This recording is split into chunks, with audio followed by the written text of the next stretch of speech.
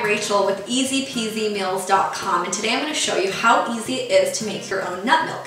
Not only is it easy to do, it's cost effective and you'll know exactly what's in it, and you can adjust it to your personal preference and taste. The first thing you're going to do is choose your nut or seed. I'm going to go with almonds today because it's a pretty standard nut milk that you can find in almost any grocery store, and almonds are both easy to come by and low cost. Now, if you're using a hard nut like an almond, like I'm using, you're going to want to soak them. So either soak them overnight or for an hour or two before you make your milk. So when you make nut milk, the typical ratio is going to be 1 part nuts to 3 parts water. So today we're just going to do the standard ratio of 3 to 1. So I have 1 cup of nuts here, and I'm going to add 3 cups of water. I'm just going to pour it into my blender. Easy peasy.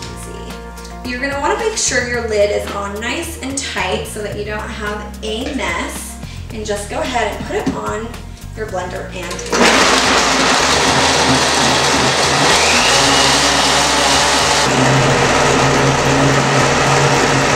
now that it's done blending, you're going to take it off your blender and you're going to use a nut milk strainer. Now, my parents have been making nut milk for as long as I can remember, and when I was a kid, my mom used a cheesecloth. So if you have a cheesecloth and you don't have a strainer, go ahead and use that, or you can go to easypeasymeals.com to the post how to make your own nut milk to find my recommendations for a nut milk strainer. So just go ahead and take your blender and pour your milk into your strainer.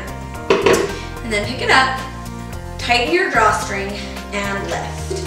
Just let it kind of drain into your pitcher or bowl. You can do this over a bowl if you don't have a good sized pitcher. Then you're just going to squeeze. So you want to make sure your hands are nice and clean and squeeze from the top. That way all the liquid runs down and you don't re-wet something you've already squeezed in. So just give it a nice squeeze all the way down the bag to get that milk out. So once you're done straining it, reserve your pulp. There's a lot of great things you can do with this pulp, and so I just like to stick it in a bowl here and let it sit while I finish off my milk. So at this point, your milk is ready to go if you want it, or you can add a little sweetener to it to make it a little sweeter flavor. Now, my kids love it with a little sweetener, so I like to add just a touch of vanilla. About 1/4 teaspoon is all I use, and then a little honey.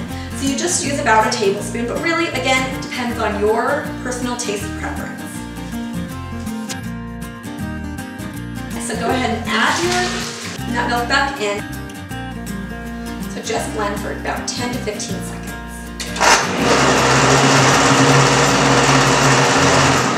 And you can taste it. If you want it a little sweeter, add a little more sweetener. If you don't, you can always add more milk to it if you've made it too sweet. But one thing to keep in mind is only make the amount of milk that you're going to use in the next day or two, because it's only going to keep in your fridge for 2 to 3 days. The pulp is really great because it is basically what's left from your nuts, and I'm just going to show it to you here. Now, one thing about the pulp is you got to make sure it dries out all the way or it'll go rancid quickly. So you might want to lay it out on a cookie sheet and just kind of flatten it out so it can dry faster. But it's really great to add into things like oatmeal and smoothies to add some fiber and some flavor. But another thing you can do is dehydrate it, either in your oven at a low setting or in a dehydrator, and then blend it further or grind it to make your own gluten-free flour. So again, making your own nut milk is very cost effective, not only because your milk is going to be less expensive than buying it at the store, but you also have the starts of your own gluten-free flour. So there you have it, we've got nut milk. So if you have any questions for me or any suggestions for future videos, go ahead and ask with the hashtag #AskEasyPeasy. You can ask on Facebook, Instagram, or Twitter, or visit my site and ask through the contact form. We'd love to hear from you. Leave a comment, share, let me know what you think. Thanks so much.